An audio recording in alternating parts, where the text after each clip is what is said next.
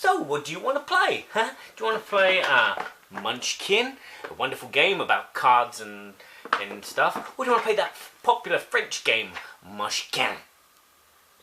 Yeah, I know, my French is terrible. It's almost as bad as my Vasilitian. But, be it as it may. You know, Rodney, this question always comes up at every gaming group that I attend. Is, oh, what game do you want to play? And their response is normally, n'importe quoi, which is French for whatever. And people just don't mind playing games, whatever. And I think it's just a case of politeness. I think it's a case of, well, you know, I'm easy. I can do this, I can do that. I know from my point of view, yes, it's politeness. I'm a little fish in a big tank, something like that. And you know, I don't want to step on anyone's toes, and so I will play anything. And I've come to realise over the years that playing anything can be hazardous for your health.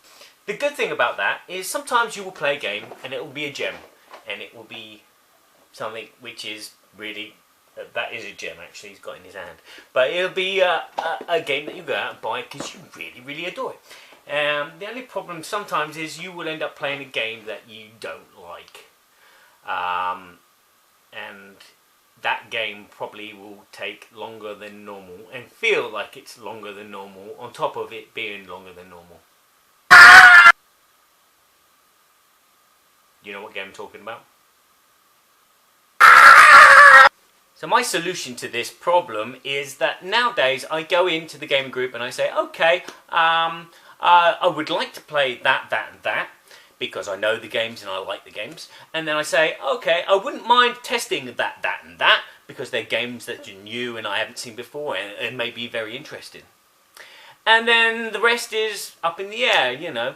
And normally the people that are organising these gaming groups are very, very good at choosing a game and say, okay, well, we'll test this one because I know that so-and-so wants to test this as well. So then they get the group together, they teach the game to you, and you play the game, and which is great. And sometimes you're teaching a game while playing a game at the same time as well. I don't know if that happens in your group. And this is really great because then you can just play immediately. There's not this 10-15 minutes of, well, I'll play whatever you want to play. Yeah, I'll play whatever you want to play. Well, I don't mind, I'm easy, you know, you'll play. So there you go, the short of it, politeness, people just don't mind.